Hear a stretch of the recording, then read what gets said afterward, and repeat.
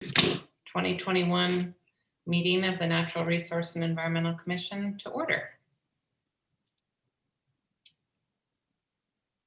And I'll start by reading our notice on public participation and accessibility. Well, I'll start with public advisory. The City Council chambers will not be open to the public. Notice on public participation and accessibility. Pursuant to Section 3 of Executive Order N-29-20 issued by Governor Newsom on March 17, 2020, the special meeting of the Natural Resources and Environmental Commission for March 23rd will be conducted remotely and held by Zoom video conference. Please be advised that pursuant to the executive order and to ensure the health and safety of the public by limiting human contact that could spread the COVID-19 virus, the council chambers will not be open for the meeting. Commissioners will be participating remotely and will not be physically present in the council chambers. To maximize public safety while still maintaining transparency and public access, members of the public can observe the meeting via Zoom in one of the three methods below. You can log in to the Zoom meeting with a webinar ID 946-355-47042. You can go to the Zoom website and enter the Zoom meeting information accordingly. Or you can click on the Zoom meeting link. You may listen to the meeting by calling 1-669-900-6833 and enter the Zoom meeting ID and passcode when prompted to do so. For additional Zoom assistance with telephone audio, you may find your local number at the provided link. Important note, members of the public may access the meeting to observe the meeting's proceedings. However, at this time, there is no live real-time participation by members of the public. Public comment. If you would like to comment on an agenda item, members of the public may submit their comments in writing for consideration by emailing comments or questions to NREC public comments at southpasadenaca.gov. Public comments must be received by 12 p.m.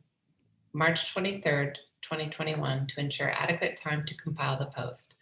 Public comment portion of this email is limited to 250 words. Please make sure to indicate your name, what agenda item you are submitting the public comment on, or if it is a general public comment, and or 3, clearly state if you wish for your comment to be read during the meeting. I'll now read the South Pasadena Natural Resources and Environmental Statement of Civility. As your appointed governing board, we will treat each other, members of the public, and city employees with patience, civility, and courtesy as a model of the same behavior we wish to reflect in South Pasadena for the conduct of all city business and community participation. The decisions made tonight will be for the benefit of the South Pasadena community and not for personal gain. Okay, and now we will, I called the meeting to order before I read everything. Wasn't I supposed to do that? Anyways, we will now do a roll call. Did you want me to still do that? Yes, please. Okay. Commissioner Rona Bortz. Here. Commissioner Michelle Hammond. Here. Commissioner Casey Law. Here. Commissioner William Kelly is currently not here. Commissioner Michael Siegel. Here. Vice Chair Madeline DeGiorgi. Here. And Chair Amy Jones. Here. Thank you. Also in attendance, we do have staff attendance today, Acting Deputy Public Works Director. Present. Garrett Crawford, Acting Deputy Public Works Director. Here. Art B. Kasparian, Water Conservation Sustainability Analyst. Good evening, everyone. And myself, Raina Salazar Martin, Public Works Management Assistant. Also, we do have our City Council Liaison, Mayor Pro Tem Michael Caccioti. Thank you. Welcome. Thank you.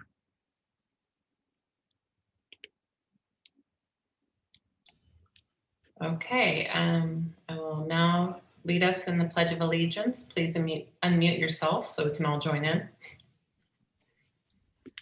I pledge allegiance to the flag of the United States of of America, America and to the and republic for which it stands, one nation, under God, indivisible, with with liberty and and justice for all. Okay, I will now read again the public comments and suggestions. The Natural Resources and Environmental Commission, NREC, welcomes public input. Members of the public may address the NREC by emailing nrecpubliccomment@southpasadenaca.gov. Public comments must be received by 12 p.m. March 23rd, 2021 to ensure adequate time to compile and post. Public comment portion of the email is limited to 250 words. Please make sure to indicate your name, what agenda item you are submitting public comment on, or if it is a general public comment. And 3, if you request for your public comment to be read at the meeting. Pursuant to state law, the NREC may not discuss or take action on issues not on the meeting agenda, except that members of the NREC or staff may briefly respond to statements made or questions posed by persons exercising public testimony rights. Staff may be asked to follow up on such items. Note, public input will also be read during all agenda items. Okay, we will start with public comments, but I don't believe there are any today. Is that correct? That's correct. We do not have any public comments today. Okay, so moving on, we'll go to public hearings, and we do have a tree removal hearing on our agenda for 822 Orange Grove Place.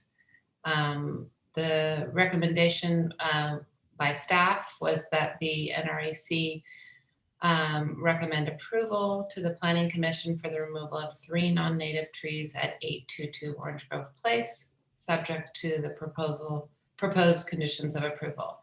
And I would assume now that Garrett will be presenting this application to us. Yeah. So in the packet, and I think later this afternoon as an additional doc, you all received the updated site plan. The changes were minor. Of note, the driveway has been moved a little bit, but it would still impact the camphor tree and the parkway. And then, as you can see, based on the plans, that the replacement trees, they're going far above and beyond the amount that they need on the property. And the camphor tree is impacting sidewalks and curb and gutter in the area.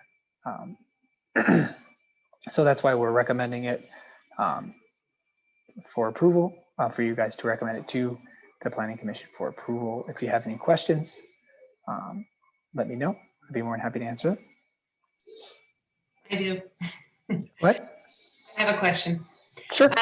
So is there a reason why they couldn't move the driveway further north to avoid the camphor tree? My biggest concern in allowing this to be approved for removal, the camphor tree that is that there are many people in South Pasadena that try to get them removed because of curb and sidewalk impacts, and I just don't want to set a precedent since there is a way to plan around this tree. They're already relocating the water meter, so moving it a little bit further north wouldn't be so significant. And also the neighbor's driveway on the, I believe it's the, I don't know which way is up on this drawing here. North is, okay, so that would be west. Is it west, the top of the plan? Yes, correct. Yeah. The west side, the neighbor's driveway is right along that property line there. So having it coupled up there in the north, the west side, seems to make more sense than having the driveway apron in the middle of the lot, where it impacts the existing tree. So those are my comments on it. I'm hesitant to approve. I understand, the need to upgrade their house and, remodel.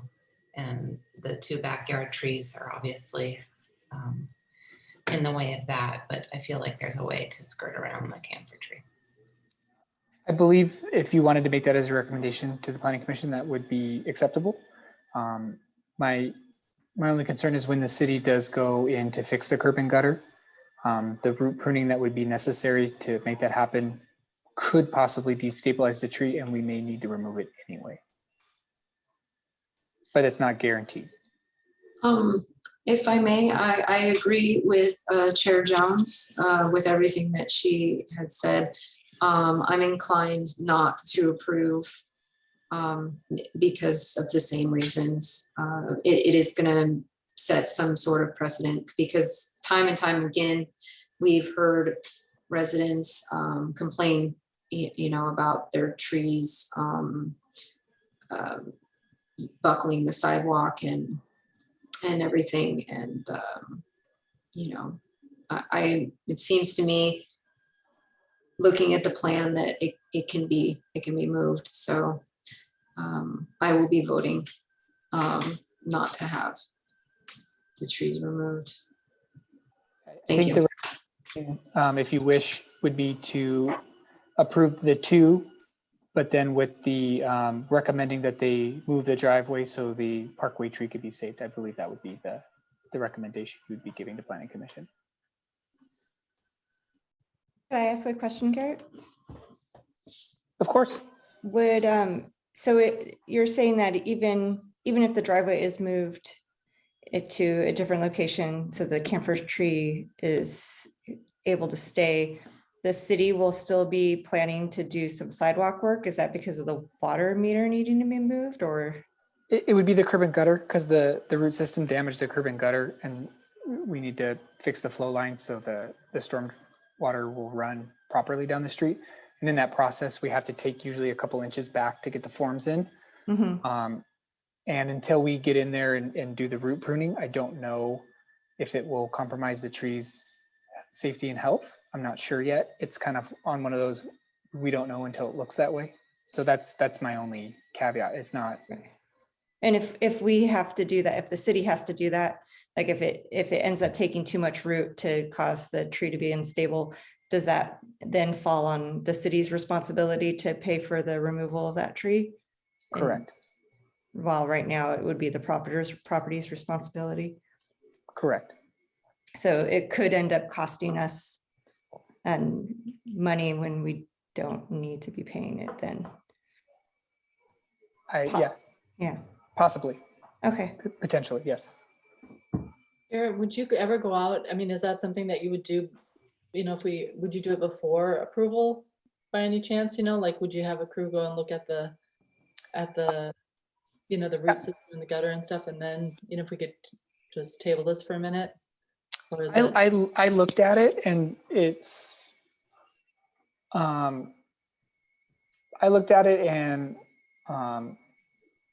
it's tough to say if the tree would be okay, or not long term. I think if I had to assign a percentage, I'd say it's somewhere between 70-30 and 60-40 that it would be fine. But we won't know until we get in there to do the excavation. But that's my best guess. This is more of a comment than a question, but I do, seeing how vigorous and resilient the camphor trees on Milan are to root pruning and all the sidewalk repairs and gutter work that's happened around those. I kind of feel like, there's a good chance it will survive. But I'm not an expert on this, but I just and I'm not trying to sway the commission's opinion one way or another. I just want you to have all the facts so you can make an informed decision. I also noticed when I looked at the Google Street View of it that there was some recent sidewalk repairs, and you're saying that the gutter would require more repairs at this time as well. Yeah, the sidewalk we replaced, I don't know when, but it was not that long ago, and we bent it around it and did, you know, we took all the measures we needed to preserve the tree as best we could. And then when I was reviewing the application prior to the meeting a couple weeks ago, I noticed that the curb had fallen apart in a couple places. And that's where I'd be a little concerned, just because we've pruned on both sides of the tree at this point. But your observations are correct. The camphor trees are pretty resilient, and that's why I'm giving it, you know, it's more than likely will be fine than it would be to fail. If I thought it was going to fail, I would tell you. But I think it has a better chance of surviving than it does failing or declining rapidly. This is the second time you'll be fixing the sidewalk around there, correct? The curb and gutter, I think, yeah, it'll be the second time. Within a couple of years? Probably within the last 8 or 10. Okay. That's my best And guess. could we assume that due to the hardiness of this tree and the roots that we may run into the situation again of needing to go back out and fix curbs and gutters, sidewalks there again? Yeah, it's tough to say if it's 5 years, if it's 10 years, but yes, it will occur again. All right, thank you. Mm-hmm. Can I ask a question? Of course. I mean, my impression is that there's a plan devised for new trees under the assumption that trees would be removed. Is there a feeling that when we're fiddling with one tree and not the plan, that means that we're compromising the plan in some degree, like the trees that they plant there will not grow as well as they intend to, or the tree might interfere with the design of the house? I don't think that's the case in this part. The required amount of trees to be replaced would be less. I don't know if the applicant would then plant less trees, but the parkway tree is pretty far away from, you know, some of the other trees that they're proposing to plant based on the drawing. It might, I have to let me look at the drawing here, and it might affect the one, I think those are ginkgos in the parkway. They may not be able to plant those, but they wouldn't need to based on keeping the tree. Okay, thanks. Mm-hmm. Does anybody else have any other comments or questions?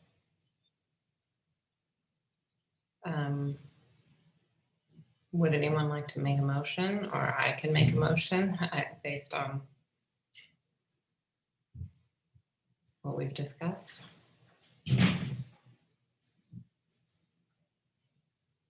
Okay, well, if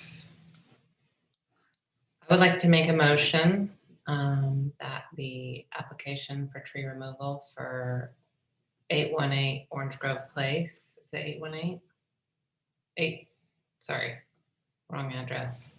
822. 822, thank you. That the Schefflera and the Japanese black pine be approved, and that the property owner find a way to design the driveway to avoid removal of the camphor tree and preserve its, you know, as best as possible. Are you guys okay with that motion, or any additions or subtractions from that? Otherwise, she'll need a second.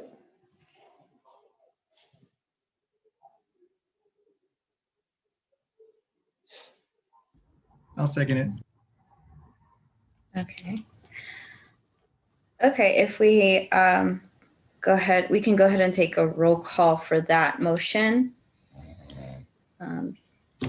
Commissioner Rona Boards, I agree. Commissioner Michelle Hammond, I agree. Commissioner Casey Law, Yes. Commissioner Michael Siegel, Yes. Vice Chair Madeline DeGiorgi, Abstain. and Chair Amy Jones. Yes. Okay. Motion passes unanimously 5-1 with Vice Chair DeGiorgi abstaining.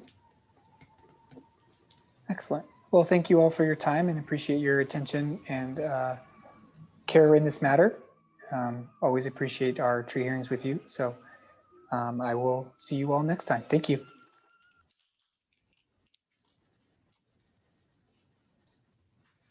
Thank you, Garrett. Goodbye. He's already gone. Okay, what is next? Hold on, I have to bring up my. Okay, now we're moving on to our presentation. We have Dan, how do you pronounce the last name? That would be Mabe. Mabe. We have Dan Mabe here with the American Green Zone Alliance to give us a presentation on gas-powered and electric lawn equipment, I would presume, too. I just wanted to give a quick introduction for you all, a little background.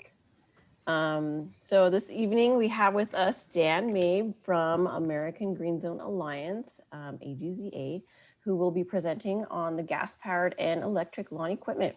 The city of South Pasadena worked with AGZA to become a certified green zone city, meaning that all of the grounds maintenance on municipal properties, including all public parks and the golf course, are serviced exclusively with low noise, zero emission electric machinery.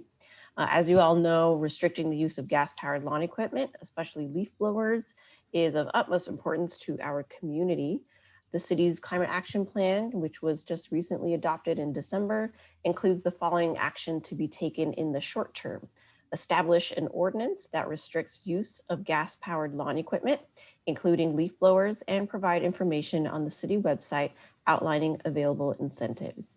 The city is excited to partner with AGZA once again to provide our residents with resources and education on switching to electric equipment.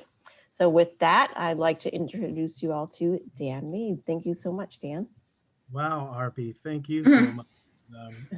Nice to see some people I've spoken to over the phone and face to face, at least through Zoom. And I know there's some people out there that might be familiar with us, and hopefully we can learn some new things with the new members of the city of South Pasadena. And can you all see the presentation? Yes. Okay, great. Dan, let me know when you'd like me to move on to the next slides. Absolutely. You know, we're just going to go ahead and move forward with the presentation. That was a very nice introduction. So we're going to focus primarily on gas leaf blowers tonight is tonight's slides. But just to let you know that AGZA does address the transitioning of all gas tools where prudently able to do so. Okay, so what got us here? Leaf blower bans and ordinances, they're sweeping the country. I need to update this slide. It says 136 cities have some type of ban or ordinance. It's actually eclipsed 200 cities now, primarily in the same geographical locations on this map. Next slide, please. And why? Why is this happening? Well, here's us sitting outside or inside of our homes, and we're just relaxing. Next slide. And here's what it looks like, and I'm sure we all know what it sounds like when the gardening crews come and there's a gardener across the street, to the left, to the right, diagonal. It is just really hard to concentrate. A lot of us are home now working from our homes. They are now our new offices. I know kids are going back to school, but our homes have also been our classrooms. Next slide. If the crews were using electric equipment, this is what it would look like. And I can't wait to show all of you what it actually sounds like, bringing the equipment out for everybody to hear and take a look at. On average, electric equipment, especially gas, our electric leaf blowers compared to gas, they're going to be anywhere from 40 to 70% quieter than their gas counterparts. Next slide. And another good reason to do this is addressing the worker health and you know, this environmental justice component. Axa's been, you know, championing environmental justice for this workforce for over a decade. And I think once we all really understand what comes out of the tailpipe, we are definitely going to be a lot more thoughtful for the people who beautify our homes and our communities. There is a study by fairwarning.org. Just to let you know really quick before the next slide, they hooked up hygienic sensors to the workers using the gas equipment, and it was very alarming of what those exposures look like. Next slide, please. Okay, so let's get to some of the good. City of South Pasadena, nation's first Axa Green Zone city. You guys have really become a beacon of light and an example actually globally. We have had inquiries from all around the world asking us, how did South Pasadena do this? And just to be clear, the certification is for routine maintenance, all people powered and electric tools, but that is for routine maintenance.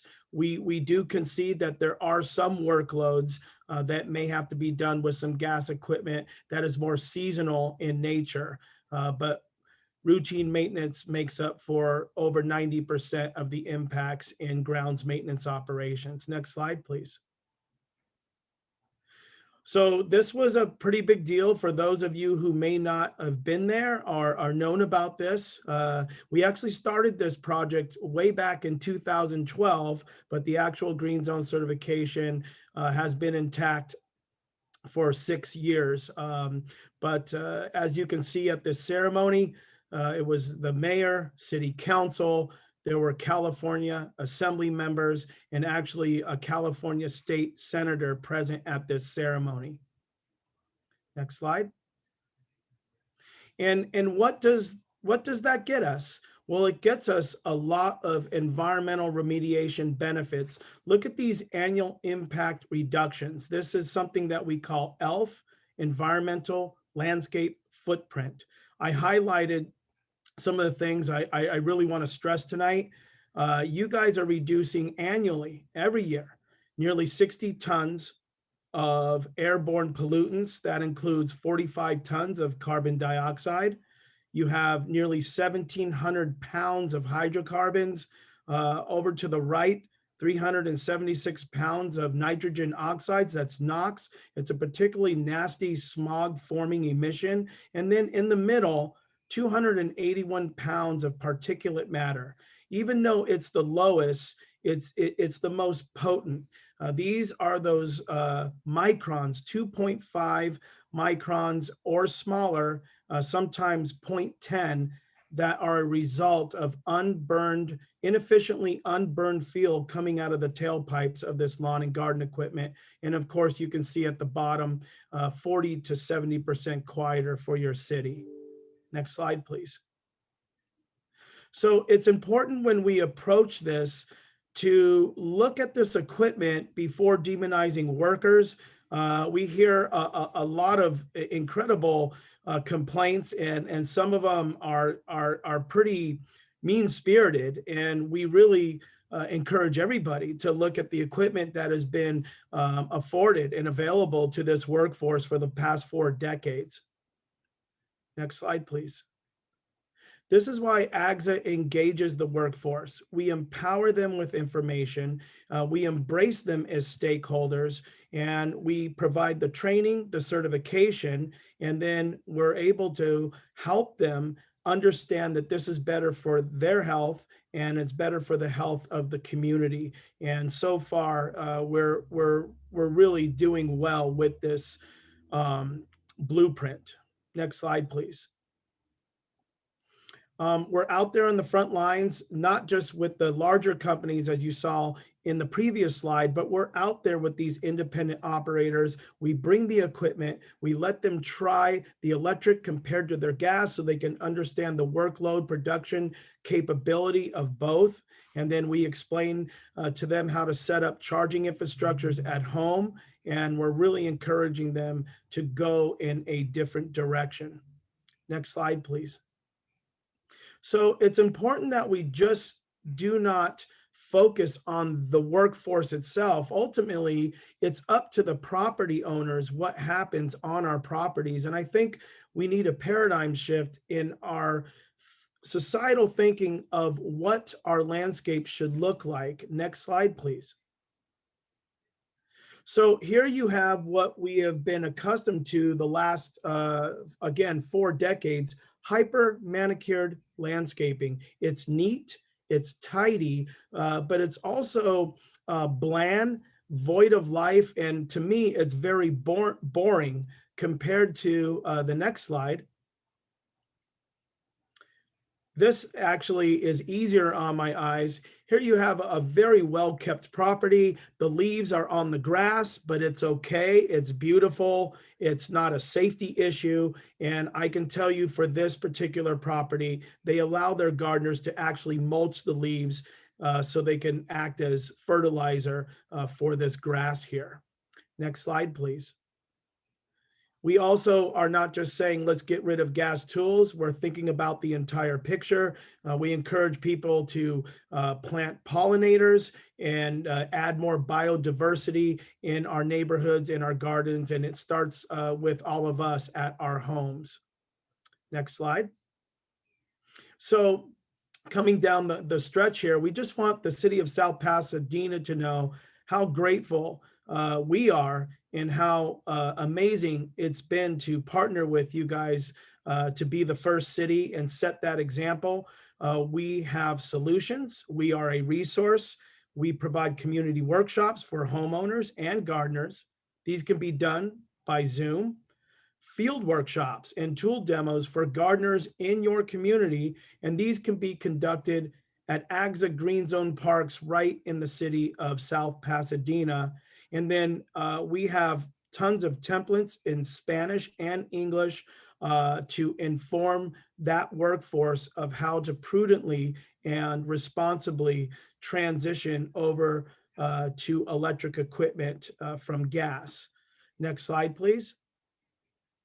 So right now, Axa is contracted with the SCA QMD, the South Coast Air Quality Management District, to provide a lot of these resources to cities, but they also complement it with an amazing program. Your gardener can trade in their oldest gas tool and get a brand new electric platform for up to 75% off of retail. It's an amazing program that has helped take the barrier out of that upfront intensive capital cost of electric compared to gas. So it really levels the playing field as far as equipment procurement. Next slide, please. And finally, we're going to end with something I call the cost of fueling. We have been shadowing LA County gardeners for over a decade. This slide actually is going to give you a snapshot at the most intensive, busiest high volume gardeners. These crews are doing 65 to 75 homes per week, and they're working 10 hours a day, 6 days a week. And we'll focus right there on the leaf blower. That leaf blower can use anywhere, just one leaf blower, 3 to 5 gallons of gas. You see when we add it up monthly and then annually, it can be anywhere from 144 gallons to 240 gallons a year. And don't forget, that's every 5 gallons of gas that you use for that blower, you need to put in 13 ounces of 2-stroke oil mix. And that is what produces the particularly nasty 2-stroke exhaust that is really choking our cities. Even if we were to go more conservative, say like a more moderate operation, they're still going to use roughly 100 gallons a year for a gas leaf blower. So, and we all know gas prices just went up, and they went up pretty fast. And here we are again in that situation where it makes a lot of sense for these particularly these crews that particularly run on really thin margins. It would be great if we can introduce this technology to them, because the electric tools operate at roughly 1/4 of the cost of their gas counterparts. And that is the end of the presentation. I can take some questions, and then I definitely would be able to answer any more specific questions through email after tonight's presentation. Thank you.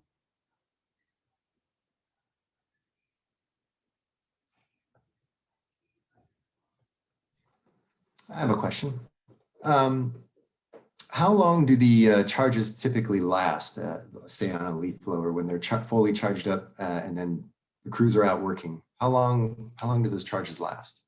They can last anywhere from 1 hour at full volume, full Newton force. And then if they're using it judiciously and prudently for the given workload, for instance, dry hardscape, you can get 3.5 hours on one charge. Do you guys help out in any way for those crews, as you were talking about, who are out 10 hours a day, they're mom and pop, and they want to use this, but they don't have the ability to charge in between jobs? How would they be able to get recharged? Is there additional equipment you are able to provide? Well, it's actually, you want to look at batteries as gas tanks. They would need some extra batteries to get them through their workload. So instead of going back to the truck and fueling the blower or other gas equipment when it runs out, they would just basically switch a battery instead. Thank you. Do you happen to know how long does it take to charge a battery? It depends on the size of the batteries, because they come in so many different sizes and configurations, and tool. But for the for the electric leaf blower in particular, if they're using the backpack, that really big capacity battery, it can take about 3 hours to charge to full.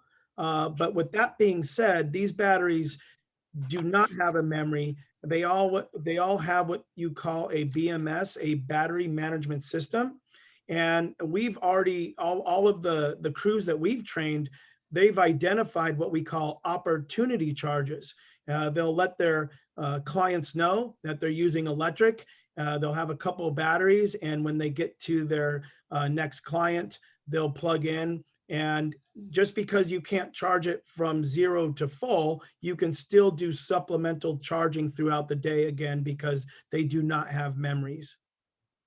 And then my next question is how much does a battery cost, and how much for the super duper backpack electric one? Like, what do they cost? Are you talking what does a gas one cost first? Oh, no, electric. Okay, electric. Some of these blowers systems can cost up to $1,200. But again, with the South Coast AQMD program, if they trade in their older blowers, they can get these systems for as little as $300 or less. And then how would someone go about doing that? I saw on the slide the information, but how would Gardner go out and actually trade it in? Yeah, it's pretty simple. Once we're able to engage, we have flyers, we have information that lists all of the participating dealers for the South Coast AQMD, and they are everywhere. They're in all 4 counties. And in your particular area, there's quite a few dealers in San Gabriel Valley where they can just simply bring in their gas tool. Oh, thank you, Mayor Pro Tem. That's one of the flyers. They can definitely just bring their equipment in and pay for the new electric, and they don't have to deal with any of the administrative end of it. That's up to the dealer. So they've really made it easy for the end user just to bring the gas tool in to the dealer and purchase their new electric one and leave their gas one there. I have a question, Dan. So would they have to pay the full price for the new one and then later on get reimbursed for the difference, or do they get that rebate on the spot at the dealer? That's such a great question. It really is. They do not have to wait. They do not have to pay full price. That savings is instantaneous as soon as they walk into that dealership. Would they also get the discount for any additional batteries packs that they get to add on? I know they wouldn't be trading in anything for that. Yes, and how they were doing it before is each one was kitted, battery, charger, tool. So what they would do is trade in extra equipment and get extra tools for the batteries and then have some backup tools. But we do know when they reset the program in May that they are going to have a mechanism to get extra batteries without trading in a tool for those extra batteries at a reduced cost.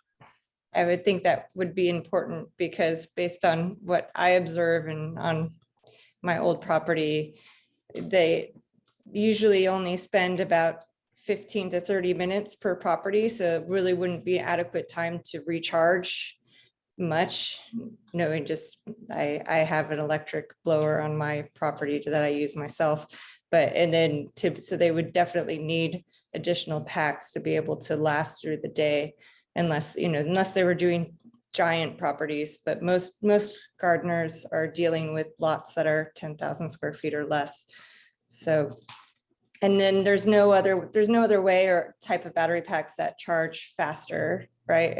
Any technology that's coming about.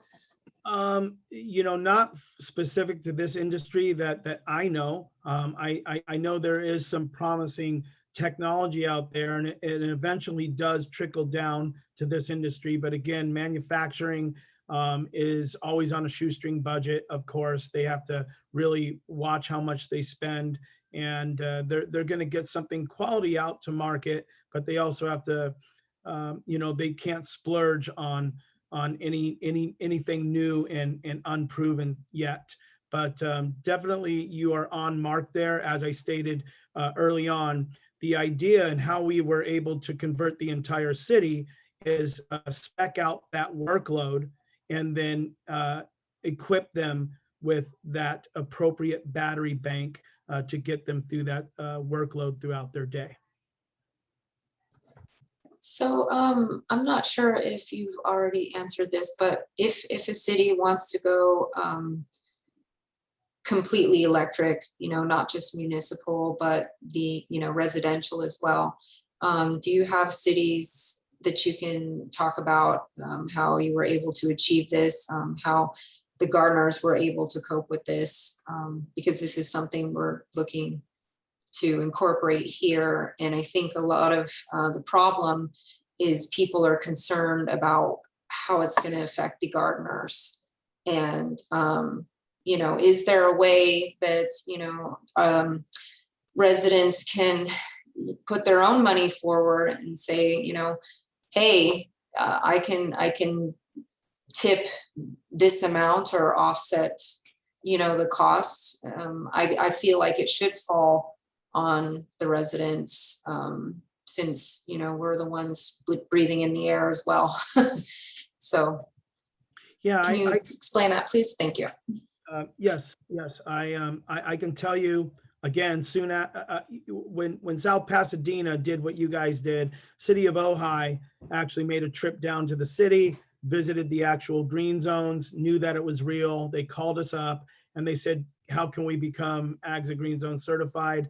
And they received a grant from their air district up there. And we were able to get them from A to Z in about 6 months. And then they kept that green zone intact. And I really want to stress this.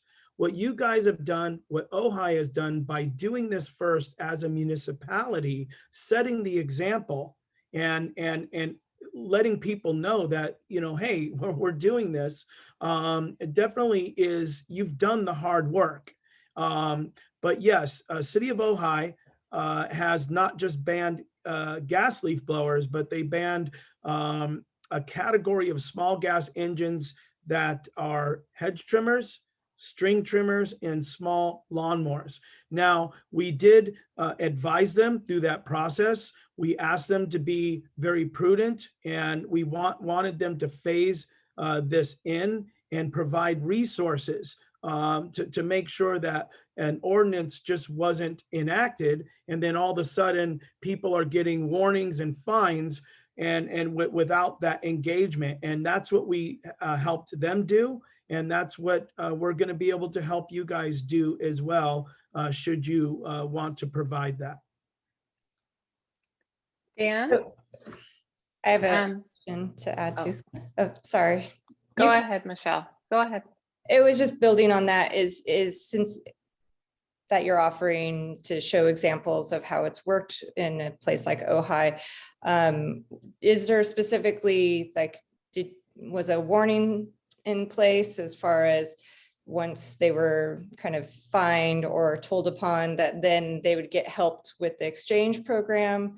Have you had any type of program? That I know we have the exchange, but is there an option as well to use a subsidy for like Madeline had suggested, owners that want to buy in where because a lot of the gardeners service multiple cities. So while, you know, ideally, yes, we would love them to be electric for everywhere, but if, you know, they didn't want to get rid of their equipment, but were willing to bring on additional electric equipment to use in South Pasadena, how could we make that transition easier? Yeah, and let me give you a specific example, Michelle. Pacific Palisades, there's a group, and you might want to look them up. They're called Resilient Palisades. They're definitely taking advantage of what Ags is doing with the district, both as far as engagement and then as far as leading their gardeners to trade in tools, but they have taken it a step further, and I can send you guys some very specific examples. They're buying suites of tools and specific for their property, dedicated for their property. We've been going out there, training the gardeners how to properly use it, store it, charge it, and maintain it. And they're just allowing their gardeners access to this equipment. One of the great things is the equipment, like for instance, lawnmowers. If you did have a lawn and you have pride in your lawn, you don't want fugitive strains of grass coming on your grass. So it's a dedicated mower for that grass. So that was one benefit.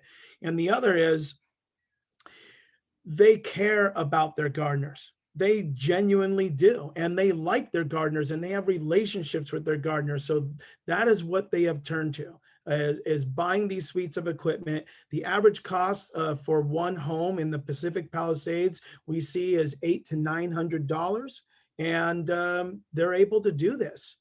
So that is one model that is starting to catch on. If the homeowners really want to control what happens on their property, they really can take ultimate control. Have you ever seen an example of like a smaller part of a community or a block or somebody going in on the equipment? For example, like in our little maybe 4-block radius, there's one gardener that does a lot of the houses.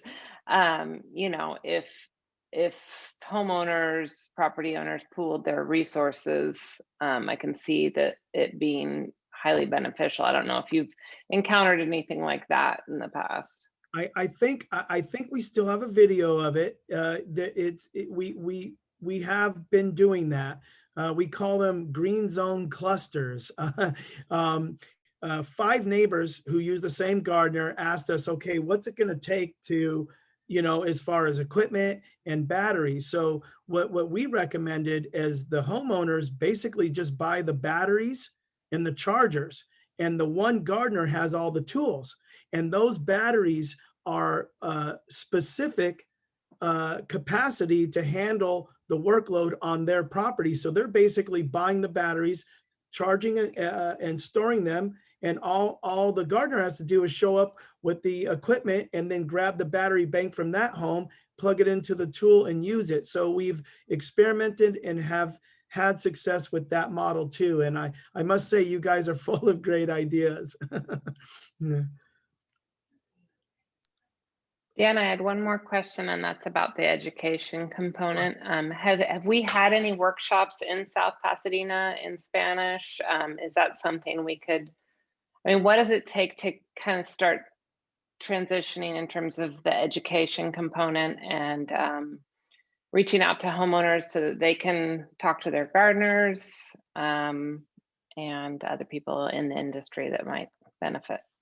Right, and this is where RP had mentioned some of this engagement. We've developed bilingual Spanish, English flyers, templates. We can basically work with your city to co-brand those, make sure that South Coast AQMD is on them as well. We can hand those out in addition to the South Coast AQMD specific equipment flyers. And what we've been doing is working with groups who have basically organized. Where I think you guys should start is what many communities do. I do these Zooms. I do about 3 a month. And usually they have over 100 attendees. And basically, it really does start with the homeowners. If we can engage the homeowners and inform them and then provide these materials to the homeowners, they in turn could reach their gardeners because they have those relationships with their gardeners. And then we haven't, we've done some stuff with your vendor. We continue to do workshops to refresh, things there. But we haven't yet been able to organize like a field workshop, if you will. Like, let's just say we can do it at Lower Arroyo or Garfield Park. We can bring all the equipment platforms out. If we can advertise it and try to get people there, we'll come and we'll show them the equipment. We'll let them try it. And we will definitely be able to let them know where they can go and buy it. But as of now, there is no rebate incentive for homeowners to buy the equipment at any discounted cost, right? If the homeowners are investing in it, they're just investing in it at full price to add to the gardeners, unless they can turn in equipment themselves, correct? Well, that's not entirely true. There is a homeowner program specifically to the mowers. If a homeowner, let's just say, had an old gas mower laying around, they can go to the South Coast AQMD website. They can look up where their licensed scrappers are. They take that mower in to the licensed scrapper, get a voucher for it or a receipt, and then the homeowner would go and purchase a new mower at full price. And then they send those 2 receipts in to the AQMD, and then they would get a rebate check for up to $250 after that process. But with that being said, some of the top lawnmowers are like $500-600, and that's a pretty substantial. It's almost 50, sometimes 50% savings off of a brand new electric mower. I know that it's more of it's more of a task than the commercial exchange. Right, but and it's still an exchange. Right? Yes, it is. Because most households don't have mowers at all anymore. I haven't had a mower for over 10 years. So it's, Well, I bet you could buy a used one for $50 to the yeah, exchange. so it'll be like 3 steps. You buy the Craigslist mower, go get the coupon, then bring it in to get the discount.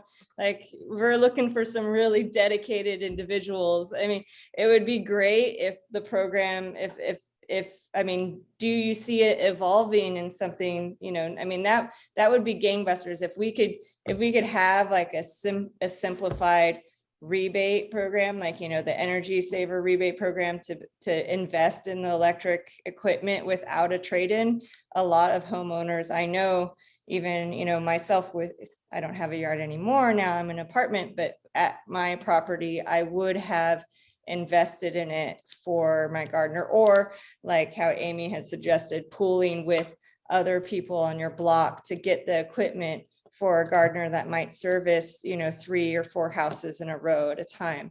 That would be great. That would be a perfect world for sure, no doubt. But I think the budgets, you know, I think they're really focusing on, you know, the people that really don't have the money to invest in the equipment up front. I think that the agencies do look at the average household incomes in various areas, and then perhaps determine, you know, that they might be able to do something on their own. I don't see anything trickling down like this to the homeowner directly. But certainly we can give some of this feedback, and I know board member Cacciati will, and I will as well, to South Coast AQMD staff, and Michelle, we will definitely give that feedback to them. I mean, it could be something worthwhile of even just South Pasadena City looking at as maybe starting something just within our town to incentivize the transfer, because I mean, I've kept friends with my gardener, and we had a talk just recently about COVID, and unfortunately a lot of the houses have trimmed their service already just as of now, or, you know, people don't have as much extra funds for that kind of stuff. So even though they're in the nice house, we're all strapped cash poor because of our mortgages and the cost of living in California. Yep. But I still think that, I mean, the necessary steps are there to make the statement and to start to put a ban in place. So as much as I'm just trying to solve this to make it the most successful, I'm not by any means saying that I am against moving as, you know, far forward as we can with this. Absolutely. And we just wanted to come here tonight and let you know that you have us as a resource, and we will engage the workers in your community, and we will do our best to help them, you know, do this transition with that, you know, without the great pain points that are sometimes involved. Can I ask a question? Yeah. I'm sorry if I missed it in the introduction, but I just wanted to make sure I understood. Axa, how does it make money? I'm trying to understand the relationship. Is it you serve as a consultant and you collect fees from cities, or how does it work exactly for you? We are in contract with 4 different air districts. We have contracts with governmental agencies. We are nationwide. Municipalities do hire us to help come in and help facilitate their transitions. And then actually nonprofits bring us in. They raise money and bring us in to help facilitate change in their communities. Okay, thank you. Yeah, that's helpful. And so typically it's a contract between individual municipalities or nonprofits who are interested in transitioning, but specifically your focus is on electrification, or it's on air quality, or what is it exactly that defines the services that you provide? Well, I mean, we are about lowering the impact in the grounds maintenance industry, but our primary focus is on helping to reduce the use of internal combustion technology to beautify our properties and our communities. I mean, for 2 decades, we've known about water-wise irrigation and natives and mulching and composting. And, you know, I come from the gas industry. I worked in the gas industry, and no one was touching this with a 1,000-foot pole. So, you know, we created this to address this problem specifically. And here we are today. And, you know, we really feel that we're starting to make some headway. And also because the technology has gotten better, but certainly it's with this blueprint that acts as a behavior modification model, if you will. Right, thank you. And then just to be clear, also the Air Quality Management District rebate program, and that is entirely funded by the Air Quality District, right? Yeah, absolutely. We Right. definitely couldn't afford to fund it. Yeah, it does seem like an amazing program.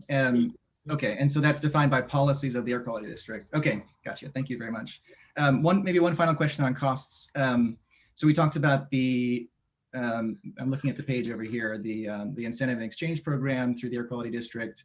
That's for one piece of equipment per company. No, No, I've helped companies trade in up to 30 pieces of gas equipment. I see. How is it capped? I don't understand what the upside. What's the limit on the top side? It's capped when the funding buckets run out. It's first come, first served. There is no cap. Now, but there's a vetting process. They have to be legitimate companies providing grounds maintenance services in the AQMD boundaries.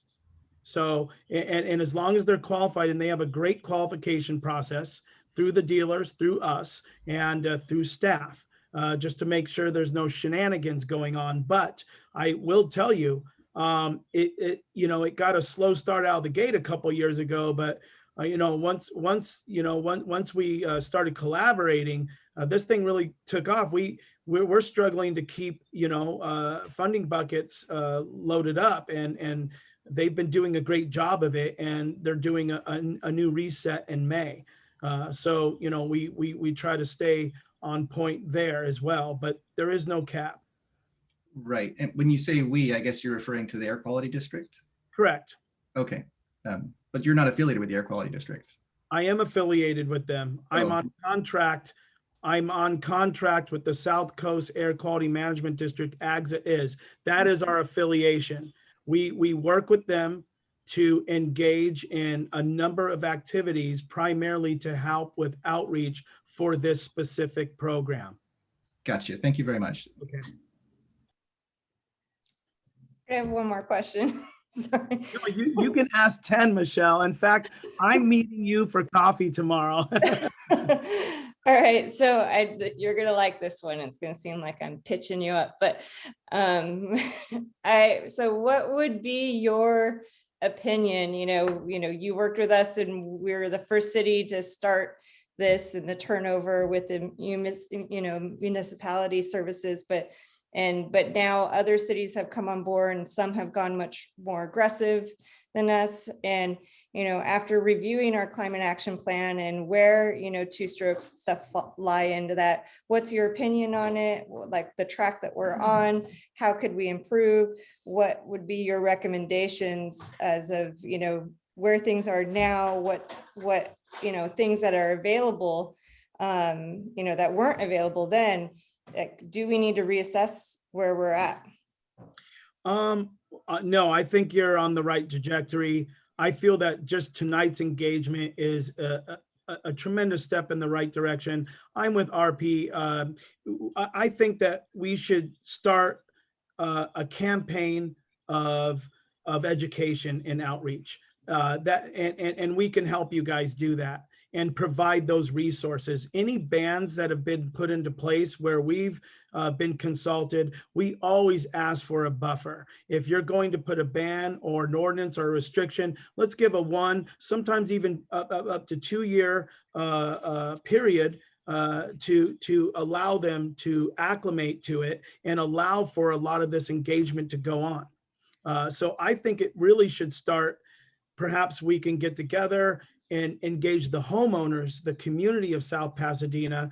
We can do a pretty refined presentation that covers everything from A to Z, and again, not just gas to electric, but again, how to just be better stewards as far as your landscapes and water, all of it, pesticides, trying to be as organic as possible. We can just basically, throw all of that information out there in one initial gathering.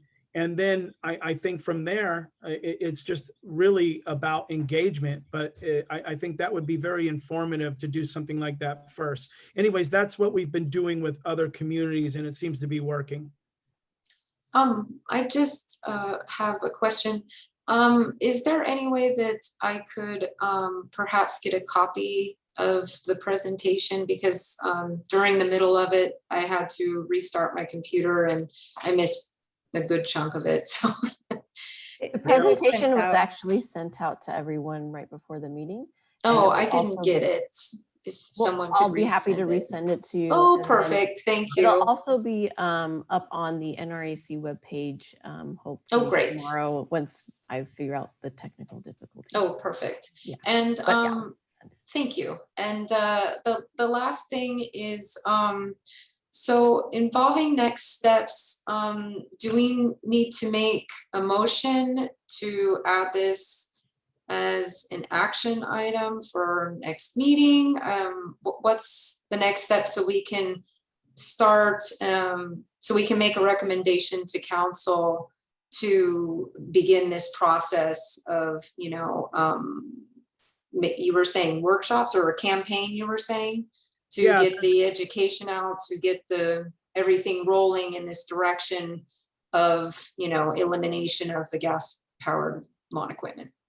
Yeah, I think it would be prudent for RP and I and Antenna to engage. Let me present to them what specific templates we have. And then I think it would ultimately be up to you guys to just utilize the resources that exist. Again, we're here just to complement and be utilized. I really did want to give everybody the full spectrum of information. I know it's a lot, but I think next steps would be to share with RP and Antenna to show them what we've been doing specifically with other communities, and then maybe they can communicate that to the committee, and then you guys can decide what steps you might want to take from there.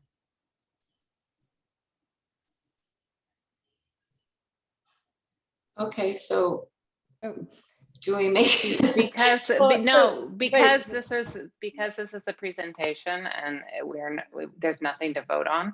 Right. I was just thinking like what we could put on for next agenda, maybe. I didn't know if that's something you can do a motion for or how it works. I don't remember. So sorry. Go ahead. So what we can do is I'll go ahead and we'll connect with Dan and figure out the things that we can offer and put together, and then we can bring it back as a discussion item for a future meeting. We can try our best to have it for the next one, but if that doesn't work out, the one right after. Yes, go ahead. Looks like Mayor Pro Tem would like to say something. Yeah, thanks. I'm sorry. I'll make some comments, but first, I've been asking for a year to get this on the agenda to make a recommendation. I made it many times from the council, directed this to you guys to do this soon. And again, I asked that be on this agenda to make a recommendation tonight, not to keep delaying this for another year. What is the recommendation for? For an ordinance? It was directed from the council to staff and to this committee. I'm not sure why it was delayed a year. I'm still trying to figure that out, who did that. But it was to bring back a recommendation to the council as to whether or not to ban these leaf blowers, not to keep putting it off for a year. Dan's giving you information. You should be able to make a decision tonight. If you come back to us and say, I'm not finished, excuse me. If you come back and say, no, that's fine, we'll take that in, I'll agendize it and the council will vote on it. We may agree with you, we may not, but I've been working in this since 2012. Some people just came on board on staff a few years ago. Others have been here a lot longer. This is a serious issue in the state. Our region has got to comply with federal clean air standards.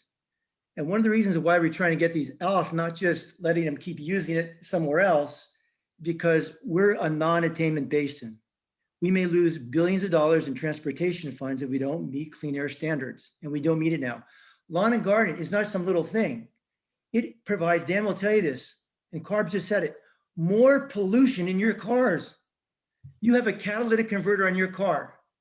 There's nothing on this lawn equipment. I was down with Dan yesterday in Orange County in Anaheim at a facility, one of the largest down here, B&M. We put a demonstration together.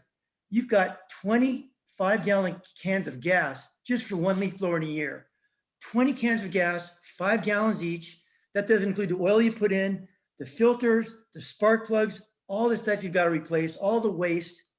And you've got a battery and a leaf blower on the other side. These are serious issues. There's state legislation going to ban this already. It's going, Dan will tell you, it's going through the process. He's been contacted. I'm the legislative chairman at the district for the AQMD. We've been given notice that they want to ban these small off-road equipment, gas, nitric oxide, carbon monoxide. This is worse than when I prosecuted cars, the smog check stations and car repair places. This is worse than the cars. So it's now surpassed light duty vehicles. Couple quick comments just to clear things up.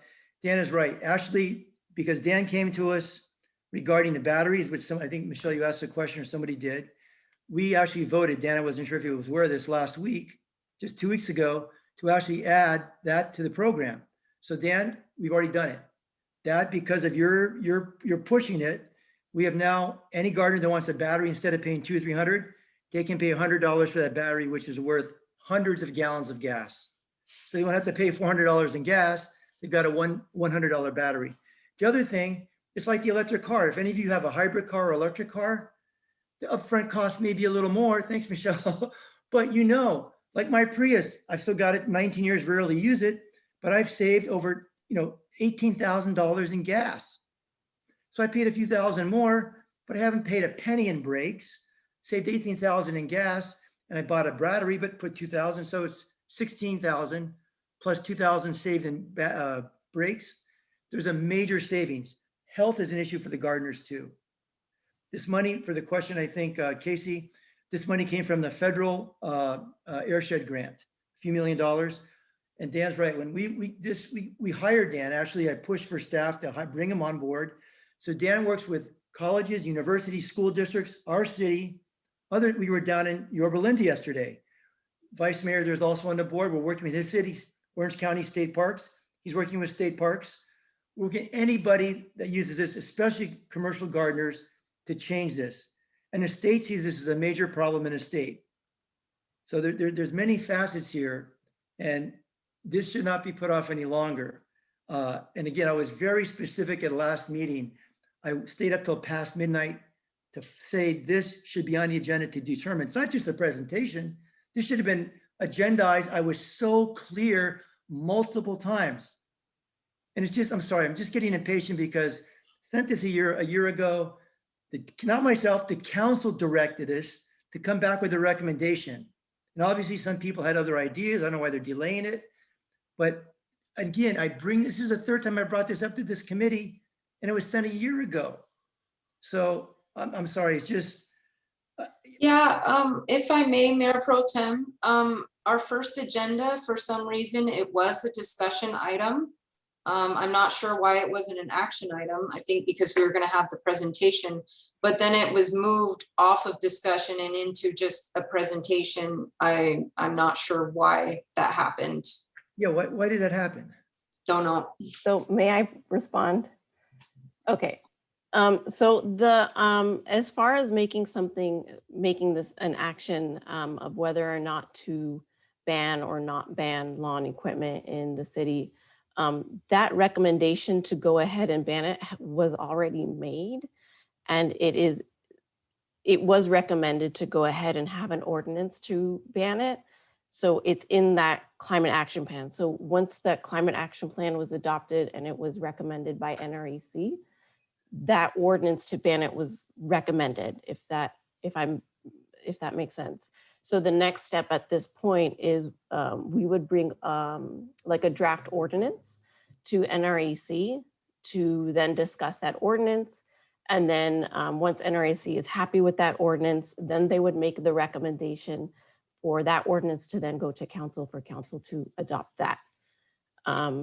So we don't have that, that draft ordinance to discuss just yet. So this was kind of like the presentation by your request, Mayor Pro Tem, was to kind of open that up so that we can also have that education going along with that ordinance. So we just don't have that draft ordinance prepared yet to bring it as a discussion item. We are, but it's coming. So that recommendation of banning it was made and approved. I'm sorry, when was that made? Because I was told by several committee members that it wasn't made, that you guys never really had a chance to discuss it. So I was informed last meeting that the recommendation wasn't made. And I remember when the climate action plan was coming, I initiated the proposal to put in there to ban the leaf blowers, to ban all those things. I remember because it wasn't in there, and I recommended they put that proposal in there. I remember when the people came and I said, please, I insist this be put in there, and they did. It wasn't somebody thought of it. I made the proposal. I specifically remember the meeting and where I made that proposal. Yes, sir. If I may, yes, this has been a priority of our commission since we started even just brainstorming about what we wanted, in addition to what was recommended, what we wanted to add to the climate action plan. So I realize, there's a lot has gone on this year, and I do feel like I need to defend the city a little bit and say, RP's been on maternity leave. We've lost several members of the city. There's been a pandemic. So I would like to just suggest that we come up with a clear process and move forward.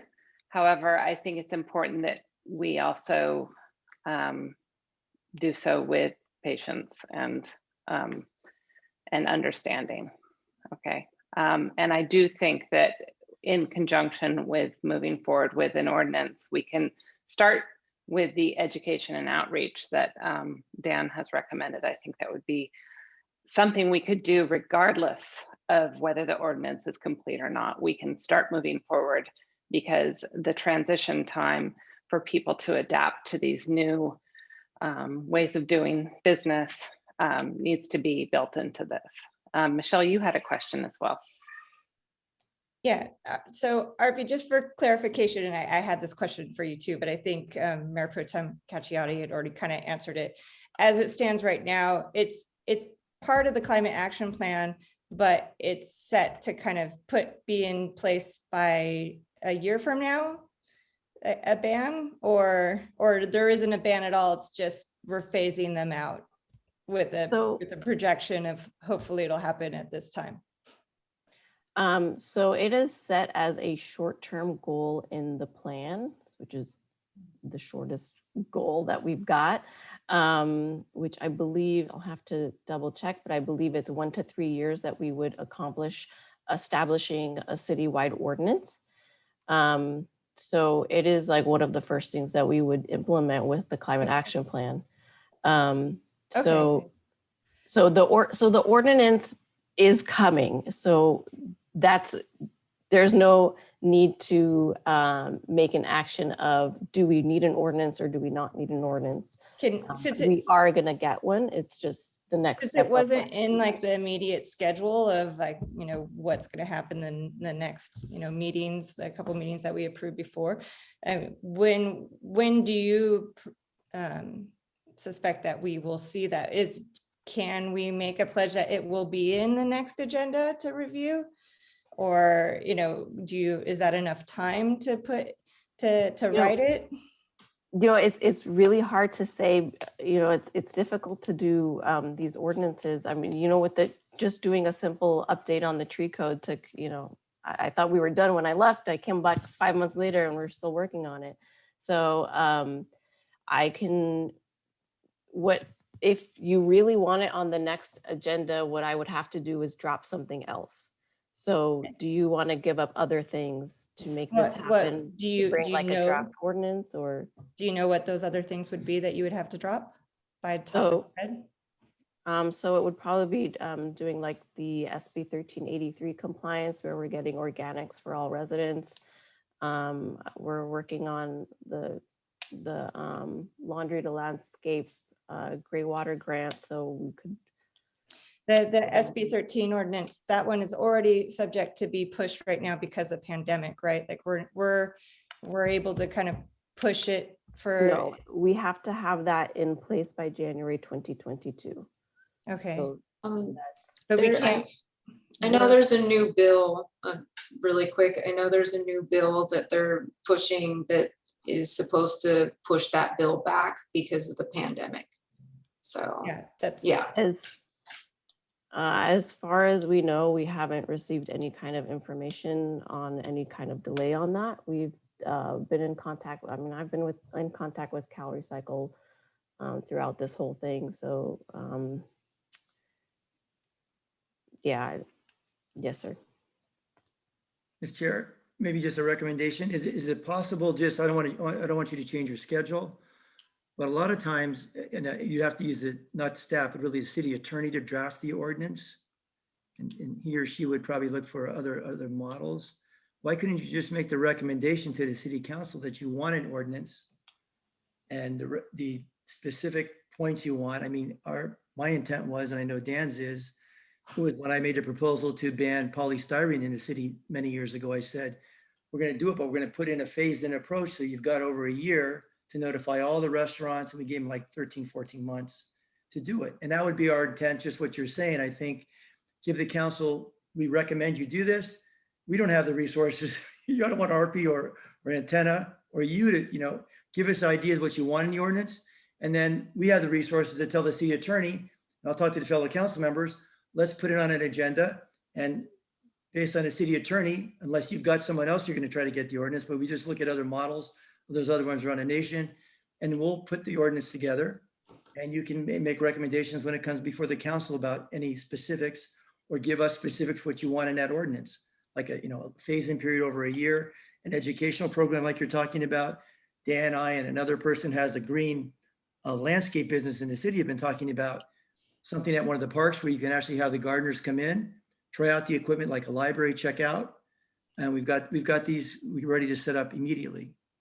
So I don't want you guys to do any more work or rush beyond anything, but you can make this simpler and let the city attorney do a lot of the work.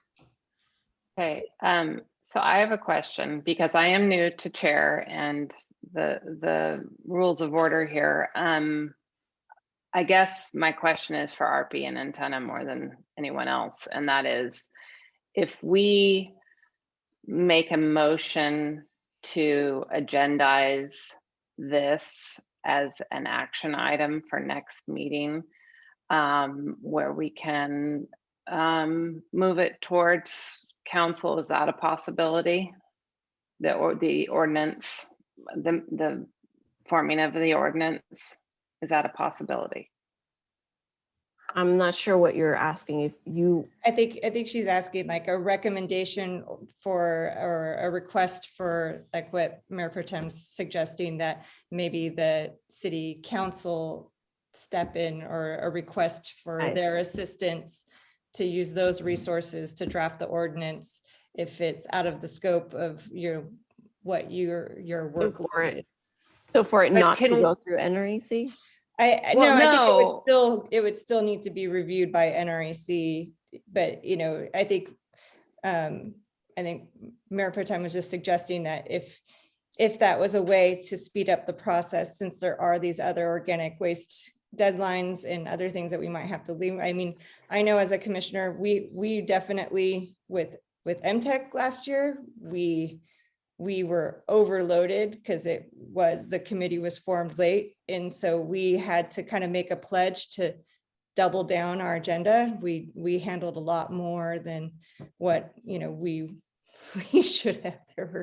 The meetings were intense, but we still got them through. And we were in a situation kind of like this with another subject where if we hadn't broken the agenda and moved it up into the playing field, we would have missed the deadline for some of that funding. So I am willing to put in the extra work, but I know that there's only so much that you guys can do. So, I mean, if that is a possibility of enlisting, or that we can play a part in asking for a recommendation for the city council to play part in that and use the city attorney, then is that an option? And my question was that part of that, but the other part was, can one of us I can't even remember Make a what it said now. motion. Make a motion to agendize this. Thank you, Madam. No problem.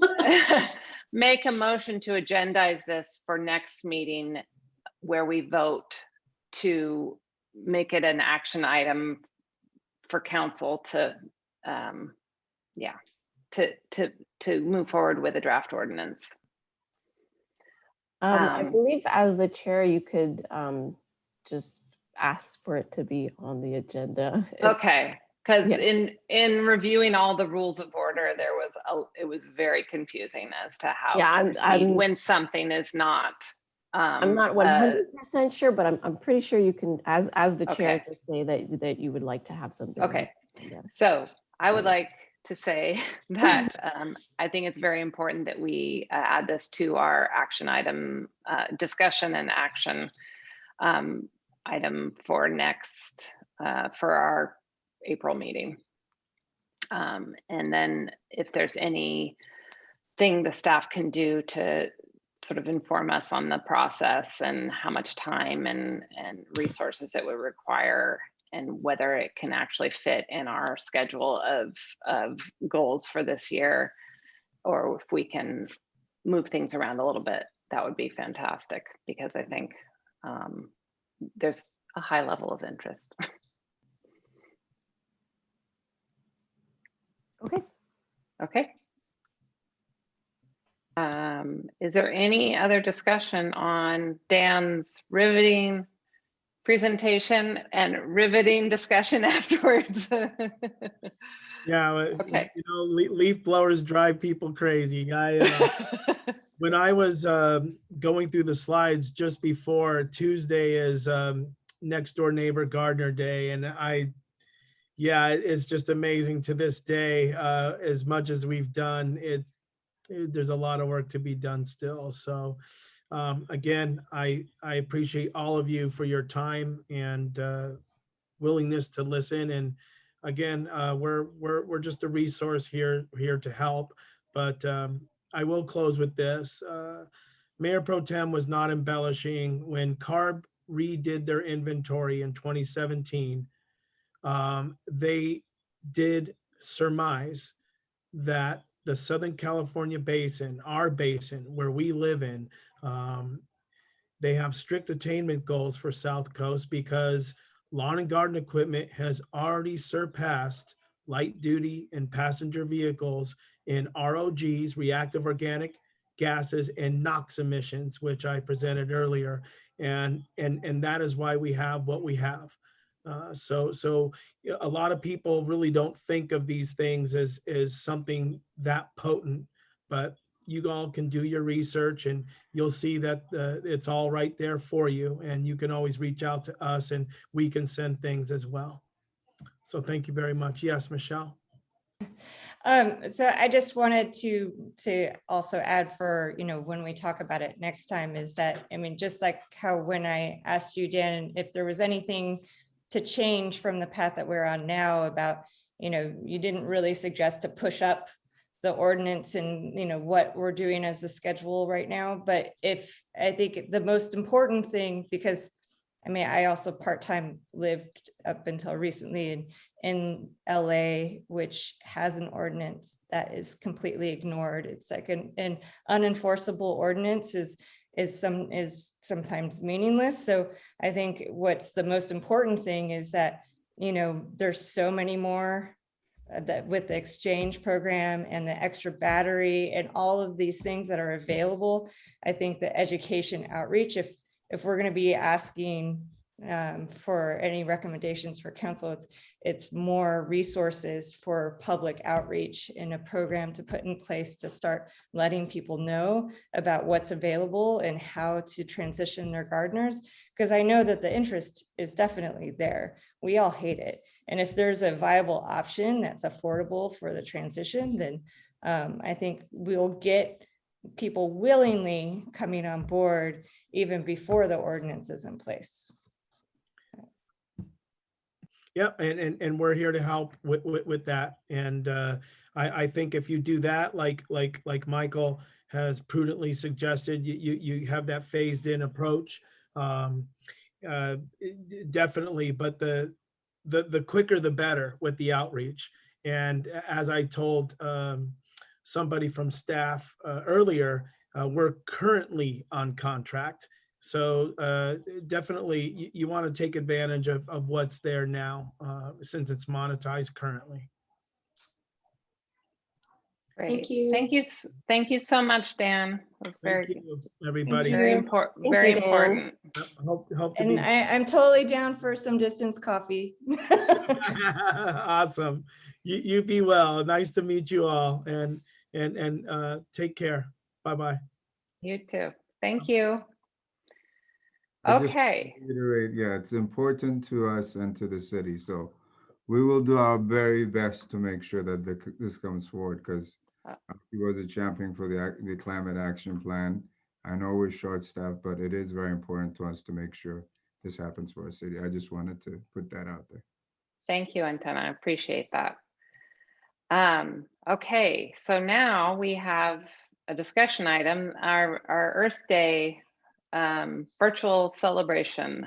And I've submitted my little blurb. I know Rona has. I hope the rest of you have sent something along to ARPI, and I'll let her take it away, her and Antenna take it away from here. All right. Thank you all for submitting your little blurbs. I pretty much have it from everyone. We're just missing Commissioner Kelly, but we will go through that in a minute. But I wanted to give you guys an update on all the other Earth Day activities that we will have. So the first is the social media campaign and blog post that we talked about last time. So the week of Earth Day, starting April 19th, we will have social media posts on our Facebook and Instagram pages every day, as well as blog posts. And they will highlight current environmental programs and projects that the city is working on, or things that community members or residents can take advantage of. In addition to that, we have the sustainability newsletter that would be going out in April as well. The first one that we had went out last fall, right before I left. So if you remember that. So we're gonna have another one of those newsletters go out, and it'll be all themed Earth Day. We also will have the new tree guide, which NRAC worked on very hard last year. That will be out in a really nice, pretty format. If we were open, I'd have like a few printed nice copies on recycled paper, of course, but we don't have that just yet. So we'll do a digital version of that tree guide. That will also launch in April. I was able to connect with the South Pasadena Library. For Earth Day, what they're doing is they are launching a curated list of environmental books. So they have their campaign ready to go, and we'll be able to share that as well on all of our communication channels as well. Athens Services usually does their compost giveaway day sometime in May or June. I'm working with them to see if it is at all possible to move it a little earlier in April, and that way we can kind of tie it into Earth Day so that we could have that as well. I'm not sure that we can, though. It's subject to their availability as well as the locations availability, but that is one possibility. I did also reach out to Marianne Veach from South Pasadena Beautiful to see what they are working on. It looks like they're not going to have a virtual garden tour. Instead, what they're planning on doing is putting together some articles with photos on DIY environmental projects that people have completed during the pandemic. And then once those articles are have been put together, they want to also have a webinar on April 18th, where those people that contributed could also talk about it live. So anybody who would be interested could join in on that webinar and learn about those environmental projects that people have done during the pandemic. So I talked to Marianne to see if there's anything that we can do to help them out or partner with. It looks like they are looking for people to talk about environmental projects. They have a lot of people who would be talking about composting and gardening. So if there is anyone out there, any of you commissioners that would be interested in putting like an article together and giving like a quick talk on perhaps like how you saved energy or how you conserve water, things like that. If you changed your, sprinklers to drip irrigation, those kinds of things that you've done, then you could definitely let me know. I can put you in contact with Marianne and we could have you guys join in and partner with that. I'll actually pause right there. Is there, are there any questions about that, or does that sound interesting to anyone here? Yeah, I actually I had been in touch with Marianne, and we've got a couple I think pretty, fun DIY projects. I went and took some pictures of one teenager who did a cool composting thing. So I think it'll be kind of sweet and kind of the best that can be expected. I don't know how many more they, like how many more they're looking for, but certainly the more the merrier, but we kind of got to get on that the next few days. Yeah, I'm helping with the compost as well, since I'm managing the compost at the community garden now. But I'm hoping, like you said, RP, it seems like there's a lot of compost. Yeah. I'd like to cover another area, but I was thinking it could be another area that I try to work on, and maybe I bring it up here because I know that Michael and Casey have both talked about interest or about biking in the community. Of maybe we could put together a little video about reducing your short vehicle trips and replacing them with bikes or walking. That might be something that we can put together, like if each person kind of submitted a way that they choose not to use their car for either an errand or a drop off. Like it could be, videoing yourself dropping off mail at the post office, or taking the train somewhere instead that you would have driven, or sharing a grocery trip with another household, or taking the family activity, like instead of driving to the park, riding to the park. I don't know if I singled you guys out because I know you guys have mentioned stuff about it before, but if there, Madeline, I know you bike everywhere as well. Oh yeah. That could bike to every meeting. Yeah, that could be something that's different, that's not usually addressed. But I'm already overloaded with the compost. I wouldn't be able to do it all by myself. I like the idea. It's also funny because I just passed Michael while I was out on my bike, and Yeah, as I was in my car. So, yeah, Michael, you should definitely be part of it. That should be your submission. absolutely.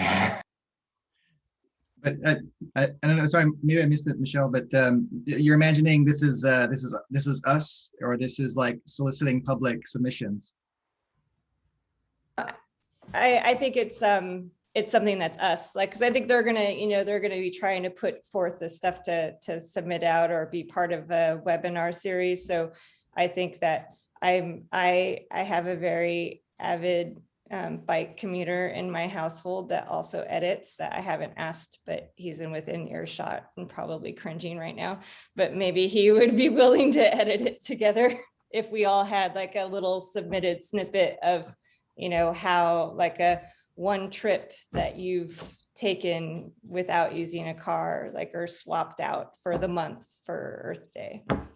So this, just to backtrack a little bit, Commissioner Hammond, this is for the South Pass Beautiful webinar on April 18th, correct? Or is this for something else?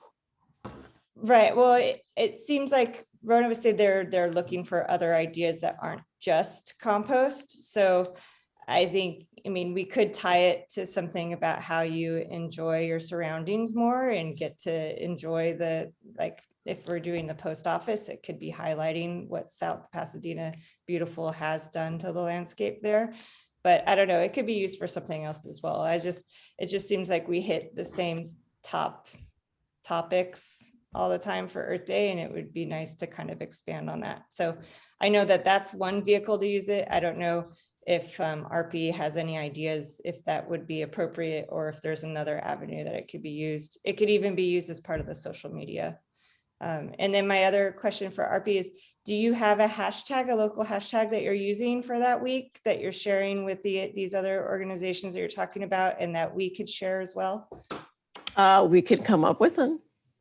Yes, please. Whatever you guys would like. Oh, I have to go. But let's for now, let's stick to this real quick. Let's take care of that, and then we'll bring back the hashtag. So are there any commissioners that have an environmental project that they would like to share and partner with South Pass Beautiful? Not all at once. What do you mean by an environmental project? Like something that we just do around the house already, or something new we're starting on? Anything? Like your vegan stuff, Madeline. Oh yeah, I'm vegan. You've been That would be posting all cool. these recipes and stuff like that. Oh yeah. I'm not sure how I would incorporate that. I was thinking, like that one year we did try to do the Meatless Monday. Nobody seemed to really. We put it on the website, but hopefully some people participated. But So then I could, go ahead, go ahead. RP, sorry. I was just saying, during the pandemic, I converted my parkway into a vegetable garden. So, so many people thought, well, that's just a weird place to plant vegetables. I was like, look how much space it is. Do you know how much stuff I got out of here? Yeah, I think it's a great idea, Amy. We have a little questionnaire that we sent out to the participants. I can send it out to you and then answer it. Just take a couple pictures of it and send it to Mary Ann. It'll be great. I think it's a super idea. Yeah, I have other places I plant vegetables too, but I thought, well, why not expand it? So I think it's great. using all the the soil I can. Love it. Well, would RP, do you think a reduced trip would fall under for South Pass Beautiful, or is that too far outside of their? I could ask Marianne as well, but we could pitch that to Marianne and see if she'd like to include it. I think why not, but she could definitely participate in it too. She walks all over the city. But I don't. I'd love to throw in a little video as well. So You would be on board. I'd be on board, absolutely. All right. So anybody? Go ahead, RP. So then, Rona, you said that there's a questionnaire that you guys do for this project. Yeah, it's just like explain your project. What was your inspiration? I don't know, was there anything like surprising about it, or you know what I mean, just like pretty basic. And then you know, and then we're just submitting some pictures, and I think someone at South Pass Beautiful is gonna like edit it, you know, somehow. Okay. Would you, Little- Sorry. Go ahead, Arpy. sorry, could you send me that questionnaire and I can send it out to all of the commissioners? It seems like we've got enough commissioners participating where we could say that this is a partnership that we want to do with South Pass Beautiful. Marianne was okay with that as well, to say that, you know, it's both of us teaming together to do that. So I think that would be pretty cool. But yeah, do keep in mind that we've got a lot of composting projects already. Okay, go ahead, whoever was. Oh, I was just gonna ask the same thing as I was gonna ask Rona or Commissioner Boards. Do I contact you about this? Do I contact Marianne, Veach, or? Yeah, well, okay, so I'll send the questionnaire to Arpy, and she can send it to all you guys, and then I think forward it to Marianne. I'll put her email on there. Perfect, thank you. Yeah. And anyone that wants to do the trip idea that I said, just go ahead and fill out the questionnaire with that in mind and send it to her. And I work with Marianne all the time. I'll circle back with her and help her finish it out with any type of stringing it together or whatnot. But, and then Madeline, I would say maybe the voyage to vegan meal planning, how you turned like Meatless Monday into 3-day vegan day. I don't know, think of something. How I turned my household vegan when it was strictly meat and cheese. Yeah, My husband's Italian, so you know.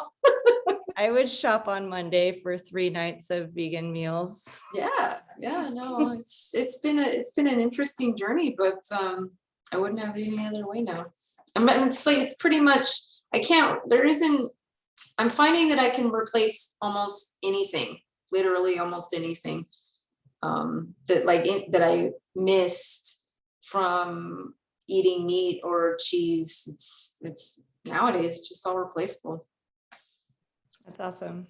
All right, great. So then I'll go ahead and forward that questionnaire to everyone. And I would say that because it's coming up so quickly, please go ahead and respond to that by the end of the week. That way, if there's any additional coordination that Marianne would like to do with you, you can go ahead and do that. And we can call this a South Pass Beautiful and NREC Earth Day project. Yay. Anything else before we move on to the NREC inspirational quotes? Okay, great. So thanks again, everyone, for submitting your blurbs. They were really great. I was able to put them together. This is just a draft of what I have here.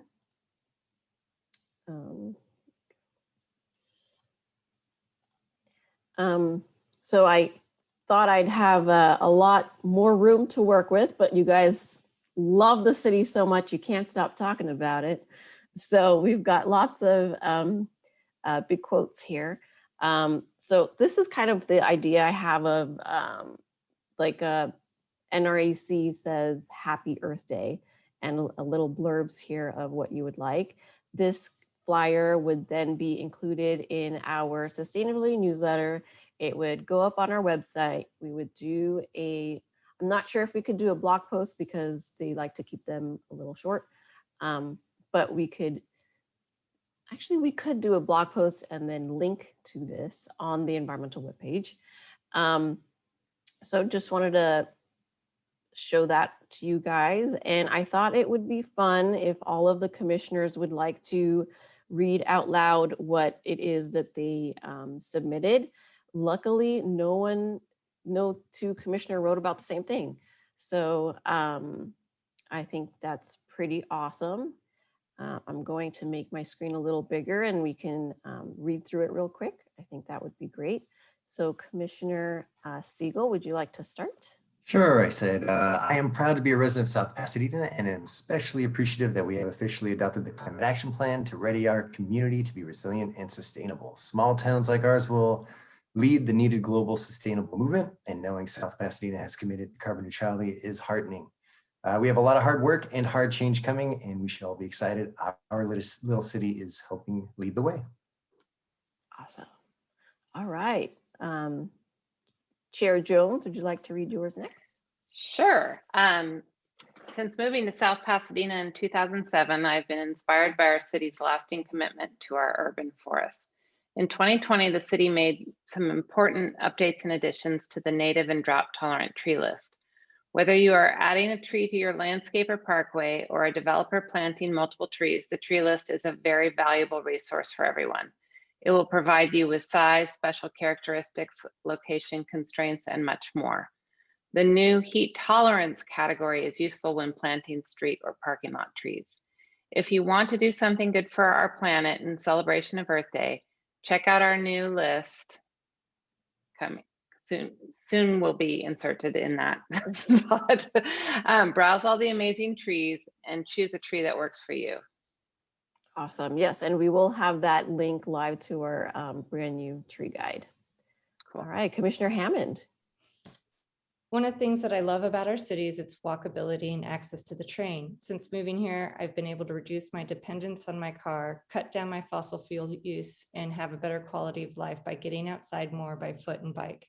I'm excited about some recent grant funding that will allow for more active transportation improvements, increasing street safety so more people can feel comfortable moving around our town without a car.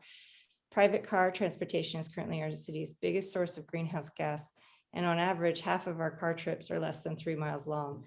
Walking, scooting, skating, and biking instead of driving is a great small environmental action that can make a big impact. Commissioner Bortz. I'm proud of the many positive things that South Pasadena does for the environment, but my favorite one is the farmer's market. It makes me feel good to be able to buy nearly all of my fruits and vegetables just a few minutes walk away. I know that the food I buy is not traveling hundreds or thousands of miles to get to me. It's fresh and it also has no packaging. I bring my own produce bags and it's all very low waste, low impact. We're really lucky to have such an amazing farmer's market in our little town. Vice Chair DeGiorgi. One of the things I love most about our city is the tree canopy. It is what makes South Pasadena such a beautiful and wonderful place to live. I am continually inspired by all the interest and care our residents have in protecting our trees for future generations. I look forward to our journey towards sustainability through the Green Action Plan and Climate Action Plan. One goal I hope to achieve among so many is better air quality, and I have no doubt that our community can do it. All right, and lastly, Commissioner Law. As Earth Day approaches, I'm inspired by the work to implement complete streets and new bike lanes within South Pasadena. Complete streets provide safe mobility for all users, including bicyclists, pedestrians, transit riders, and motorists. Surveys show that most people are interested in cycling regularly, but do not feel safe doing so. If you've taken a bike ride or a walk along Marengo Avenue or El Centro Street, you've gotten a feeling for how a street design can improve our quality of life. Also, since transportation produces the majority of greenhouse gas emissions in our city, our efforts to encourage cycling, walking, and public transit are helping us meet our Climate Action Plan goals. By investing in designs that ensure safety and access for all users, our city is building a future that is safer, healthier, and has less climate impact. Wonderful. And then I will get a quote from Commissioner Bill Kelly as well, and we'll have that in there too. So I just wanted to share this little draft with you all. Are there any questions or comments or suggestions about it? I had one. Yes. But I, at the start, I think I was interested in thinking about, the walking tour of the city or the run or the cycling route, and it sounds hard, but I wondered if these might be connected to places on a map that people could then, could have see and then think about, visiting, or if they were so inclined. Are they necessarily locations? They're not really, are they?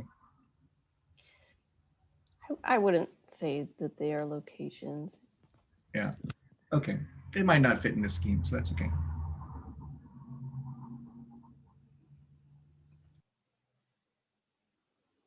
Was there anything else?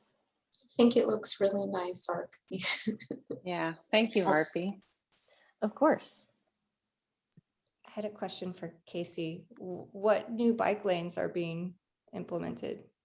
Do you know? Well, no, I don't know, actually. That's a, As of now, there aren't. There's potentially a Sharrow on Fremont, but that's probably even going to be up for discussion. I get, yeah, so I mean, I'm new enough here that maybe I'm naive to the issues, but I did look at, I'm familiar with the master plan, which was passed 10 years ago, and I did go through the effort of aligning plan items to the current map, and there are quite a few that have been implemented in the past 10 years, but I don't know if there's a lot of progress lately. Yeah, well, yeah, okay. I was just wondering if there was anything that I've missed that's going to be coming up besides the Pasadena Avenue one, but hopefully with the complete streets there'll be something more. Okay, so are we done with Earth Day discussion? All right. One last thing. What would you like the hashtag to be? Oh, SP Earth Day. I don't know. If somebody has something more clever than that, they're welcome to. Who's the youngest commissioner that can make a hip suggestion for the rest of us? I'm Madeline. the youngest, but I'm not Madeline. hip. Get the kids. I'm Get the kids more on this. nerdy. SoPass Earth Day, is that SoPass is used a lot, or SoPass Green? But That's better, Michelle. Yeah. SP could be anything. SoPass Earth Day. All right. Okay. All right. Hashtag SoPass Earth Day. Thank you. That's all for Earth Day. Thanks. All right. Moving on to communications. Oh, no, action items. Approval of minutes. Sorry. Do I have a motion to approve the meeting minutes for February 23rd, 2021? I motion to approve. I'll second.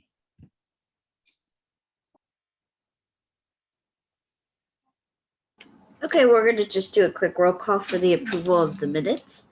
Commissioner Rona Bortz, Yes. Commissioner Michelle Hammond, Yes. Commissioner Casey Law, Yes. Commissioner Michael Siegel, Yes. Vice Chair Madeline DeGiorgi, Yes. Chair Amy Jones. Yes. Minutes passed unanimously 6-0. Thank you.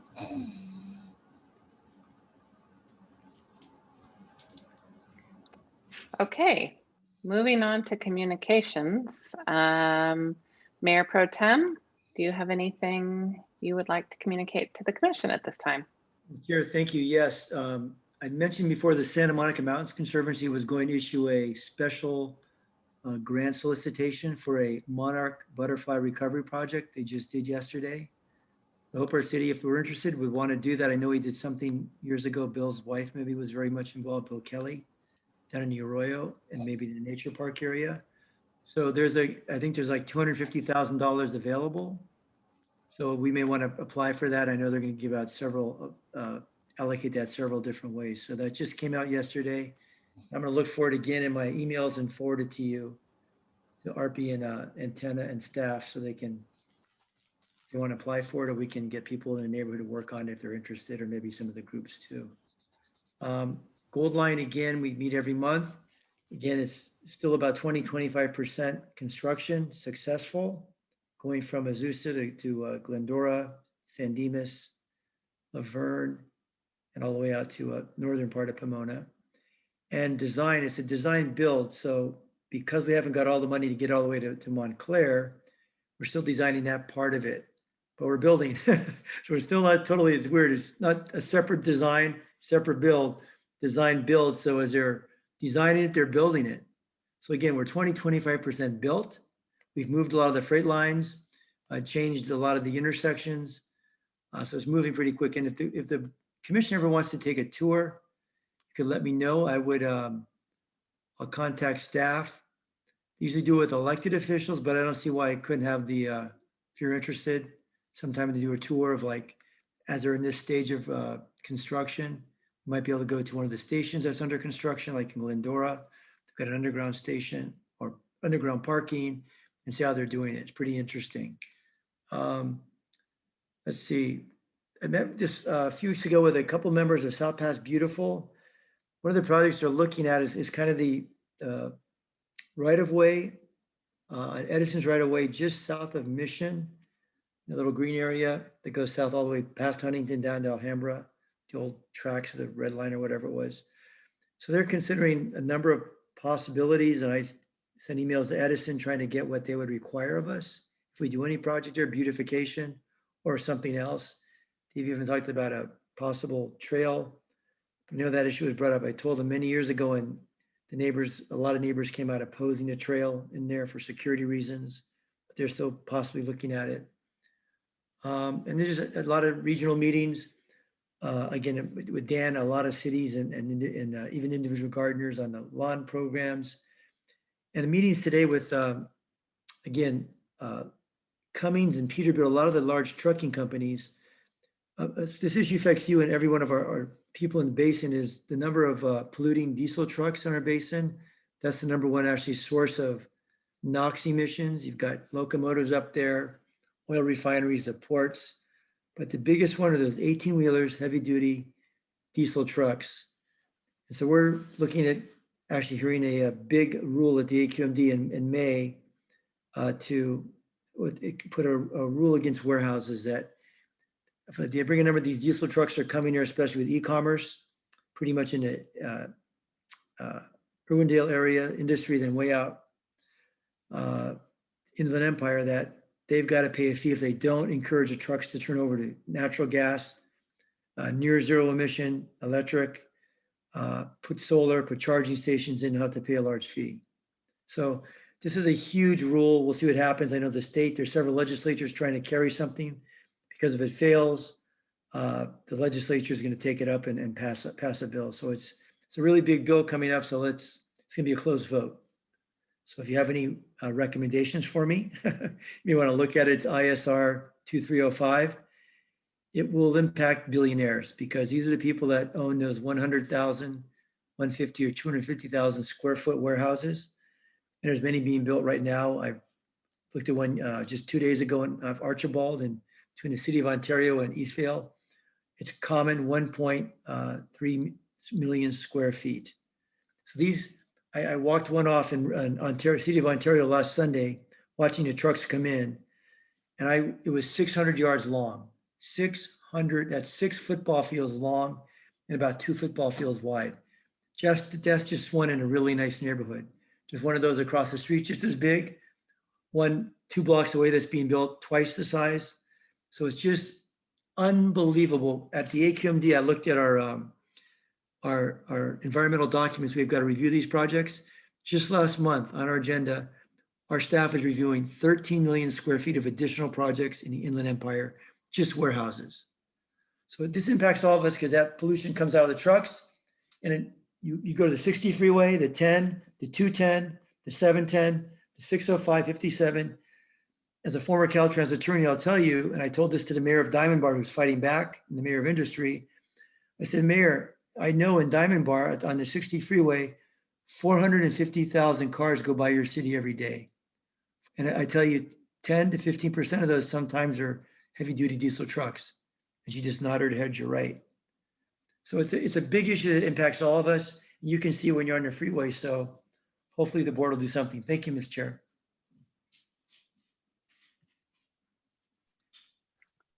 Thank you, Mayor Pro Tem Cacciatti.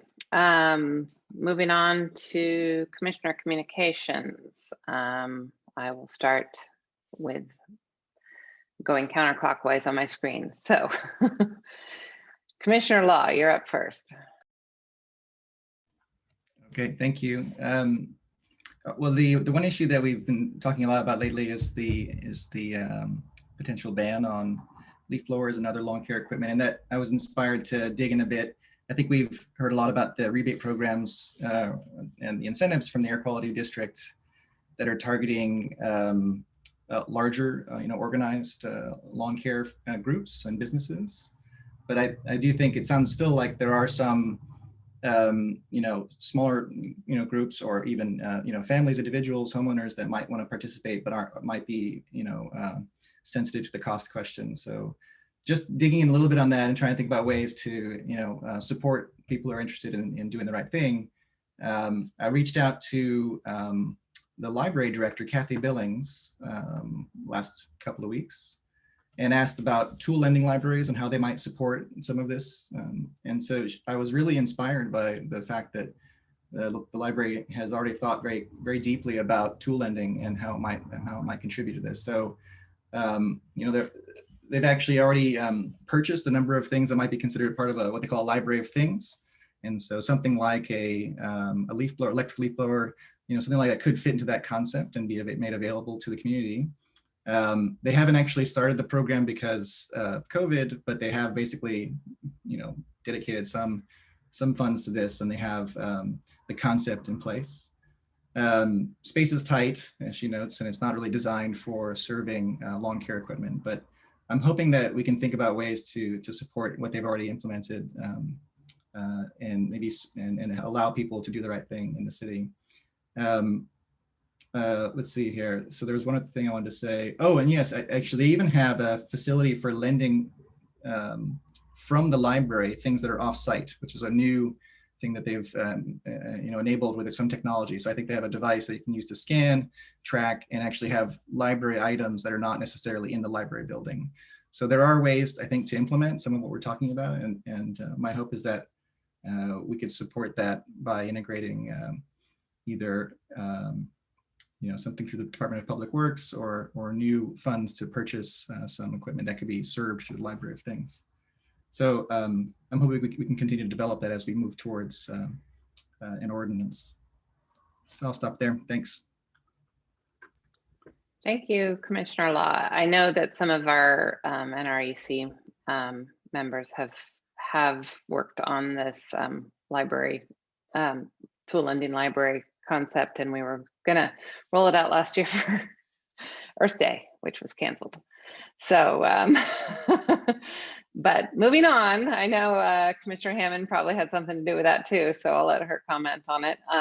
You're up, Commissioner Hammond. I know about it. I helped a tiny bit, but that's really Rona's baby. She worked a lot on that. But yeah, I can't wait to have COVID behind us and start working on that. And that's amazing. I didn't realize it had a scanner in place. It could be, there's a lot of potential there. Maybe we could even get community to volunteer to scan items from their home that then can be lent out if they don't mind, but it's still kept at your house for pickup. But so my communications for this month is I had a great meeting recently with their compost culture kids and the Parks and Rec and with Sheila about potentially having sites for pickup, developing sites around the city to pick up organic waste. So that's part of their service, is picking up organic matter that they have in buckets, and it's worked really well for single family homes. It's been harder for them to get it set up for apartments, and they've had a lot of people that have reached out to them about, are there any drop-off sites? That being part of the community garden, we get approached a ton about people wanting to drop stuff there. So the compost culture had approached the community garden, and then I approached Sheila to see, what possibilities could be around the city, and she seemed pretty open. Then, also outline that, NRIC would need to be involved in kind of putting this, helping them put this into motion and becoming a recommendation. But there's quite a few areas of open space around the city and different lots that we kind of could identify together in the meeting that could be potential spots for them to pick up at a pretty low cost for either the city or another, or even through their foundation to help facilitate costs and signage and so forth. But I think it's a really great idea to help them and help make it accessible and easier for people that are renting in apartments and don't have yards to be able to have a place to drop their organic waste. So I think next steps would be if Chair Jones, if you wanted to talk with, ARPI or anyone about either, their presentations are pretty quick, so probably wouldn't take too long, but I know that, we just talked about how we don't have a whole lot of time to squeeze things in, but as soon as possible, if we could squeeze something in, that would be great to start getting it in place, and it can roll out as a good educational part of all of our organic waste stuff that we have coming up. And that's it for me for now. Thank you, Commissioner Hammond. Okay, Vice Chair DeGiorgi. Okay, there we go. I don't have anything personally, except to say that I think it would be really great to support the youth in our community, particularly with compost culture, because they are, they've worked so hard to do something that's good for the environment, good for our community. And I think it would be prudent for us to do anything that we can to help them along in doing this. So that's it for me. Thank you. Thank you, Vice Chair DeGiorgi. Commissioner Bortz, you're up. Hey, I don't really have much to say. I was just gonna let you know, Casey, the thing that Michelle talked about that we were working on through Transition South Pass. We had this thing we were calling community dishes, where we were trying to, we had, a bunch of plates and like decorations and stuff. And it was like inspired by, some parents who had gone to, 1,000 2-year-old birthday parties where it was all just plastic and just thrown away. And we're like, oh, we could just have this part of the lending, library or whatever. So we had that up and running, just starting. And then, here we are. But I think there's still, maybe there's room for it still. I don't know if people are going to get too grossed out using people's dishes and stuff anymore. I don't know, but I like it. It's a cool concept. And yeah, that's it for me. Thank you. Commissioner Siegel, you're up. All right, thank you. Before my communication, just want to make a quick statement on what the Mayor Pro Tem stated about the Edison right of way. Down in Huntington Park, I believe they've worked with Edison on their right of way through just south of Florence. It must be a good mile or 2 miles. And they have created a really nice trail, bike path, park space on multiple blocks that go through, and it looks fantastic. So I fully support any sort of project like that we could do here in South Pasadena to better use the land that we have. As far as my communication, I'm not sure if you guys are familiar with the Los Angeles Clean Tech Incubator, also called LACY. They house dozens of clean tech startups, and they help get those startups off the ground, backing, training, et cetera. But they also partner with cities and for various pilot projects.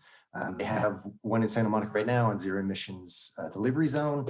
They're doing one in Leimert Park on e-bike rentals and electric shuttles. They're doing one in Long Beach. I believe it's an e-cargo bike program there. And so they do a lot of work with cities with their startups, trying to find a fit and trying to get, and for us, I think, looking at the climate action plan, there are so many companies that really fit into the various bullet points that we have laid out in that plan. There's tons of EV-centric companies. There's low-cost building material companies that for energy efficiency. There's even a company for gamification apps to change behavior, which I know, one of the cornerstone is about education, and that would be nice. But as I'm looking through the climate action plan and just seeing that there's all this opportunity for some partnership going, I don't know what, I want to go through and try to narrow down some companies with there that might make sense to align with what we're trying to do, at least some of maybe the short-term goals on the climate action plan. But I need a little guidance to understand what that process may look like if there is any interest, and what some, potential items might want to be prioritized, coming up. And I know earlier, RP, you said that we're looking at a gray water ordinance and the organics ordinance that you're working on now. And I know that resources, especially for something like this, are low, but it could be a great opportunity. So I'm reaching out to a few of the companies there, as well as the executive director over there, to see if there's any potential. And then if it is, I will, I guess, bring it to you, RP, and see if there's, where there's synergy, I guess. Absolutely, that would be great. All right, thank you. Okay, I don't have anything to add other than Mayor Pro Tem. The Monarch grants. I was just thinking, as you were talking, that maybe that would be a great partnership, or something that the South Pass Beautiful would be interested in doing, because every year they choose a project, and if even if it's just applying for the grant and getting funding, I'm sure there's many people in this community that would pitch in to help them develop a project. If we don't have the resources in our city to apply for it. I don't know if it's just for public, for communities, or if it also applies to nonprofits. But that's it. That's all I got. So I have a quick question. Michael, what was the city again that did the Edison easement that you saw? Huntington Park. I can't state for certain it's Edison, but I assume it is. I just drove by and saw it, and then started driving down the various blocks. And it goes for quite a while. It's kind of nice. It hasn't opened yet. Great. It's Thank you.